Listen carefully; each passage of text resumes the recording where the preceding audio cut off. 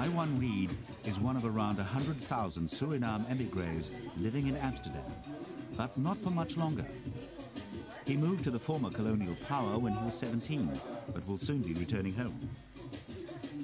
Iwan served with the Dutch army, trained as an electrician, got married and had children. The decision to return was difficult. But Iwan feels the cost of living in Europe has become unbearable, and a tough job market has convinced him it's time to go back and trace his roots. Besides my job, I'm a volunteer. I help people. I run an association, a car club. I'm also on a committee in a club for Suriname. I fill my time with voluntary work. Iwan's story is unusual. Economic stagnation and widespread poverty in Suriname have meant that the majority of young Surinamers continue to leave, opting for what they hope will be a wealthier life in the Netherlands. I'm going with my wife. She wants to come too. The kids will stay here, I think, because the oldest is 24, the other 22, and the youngest 16. But I hold no hope they'll come along for good. When Suriname was granted independence, the Netherlands allowed people in, and now their culture has become intertwined with that of the Dutch.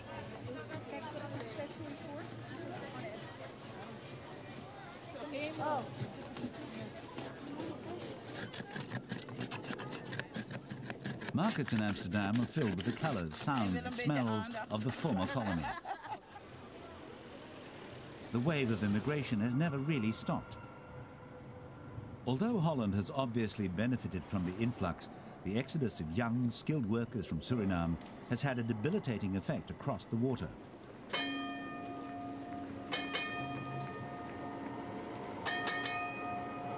The Dutch are doing comparatively well, while Suriname is struggling economically. These difficulties are evident in what is arguably one of the South American nation's greatest exports, soccer players. The Suriname capital, Paramaribo. Leo Victor Football Club is one of the nation's leading sides, but its players are all part-time and equipment is scarce. Maurice Issa, in the white shirt, is the club's chairman. Over the years, he's seen a number of young, gifted footballers come through the club. Players like 18-year-old Gary Sordjo, who dream of playing in Holland. Many never make it.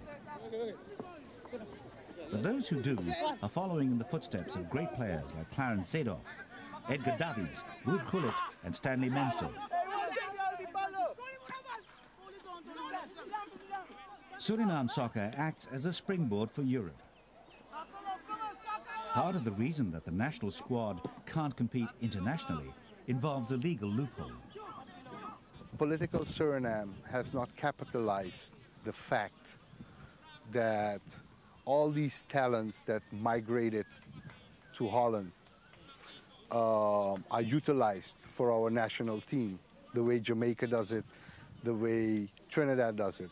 Dual citizenship is legal in Britain. It's legal in Jamaica. It's legal in Trinidad. It's also legal in Holland. However, it's not legal in Suriname as yet. Back in the Netherlands, a training session gets underway at one of the most successful clubs, Ajax. The team has been home to some of Suriname's greatest players.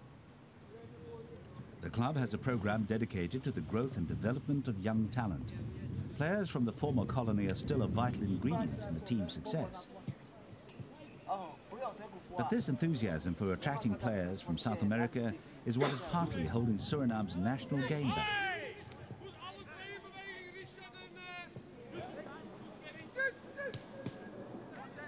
Stanley Menso was goalkeeper for both Ajax and the Dutch national side.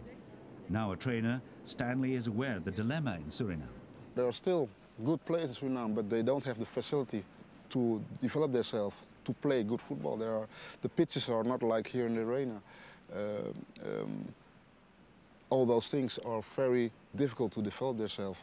That's why David, Gullit, who are in a good situation, have all the facilities, they can develop themselves to what they are doing now. And I think that is why at this time, and the nationality, of course, this time the best Suriname players are in Holland and not in Suriname.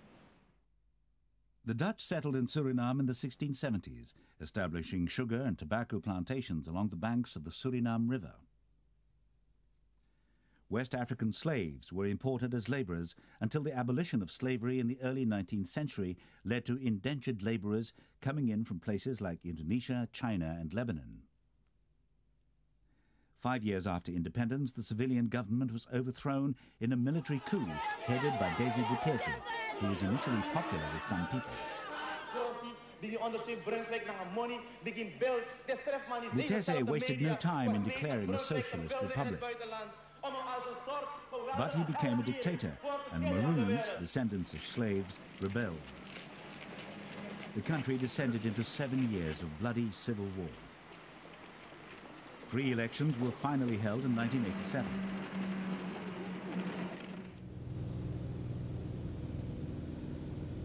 Now Suriname has a democratically elected government, but is still hampered by a poor economy.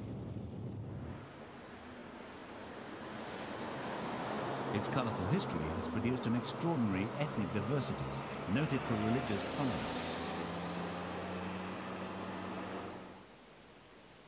Plans are in place to open up the countryside to eco-tourism, developing a sustainable industry that could help put the nation on its feet.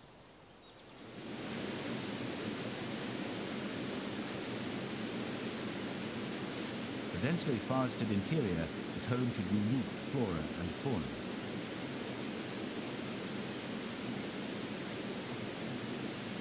Part of the jungle is a UNESCO World Heritage Site.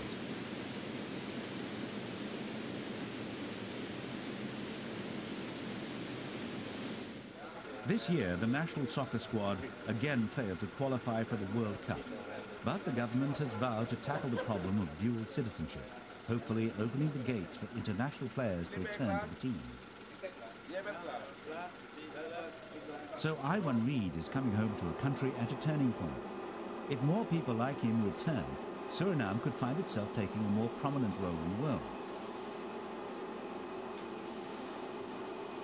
And one day, Suriname-born players might qualify for the World Cup under their own flag.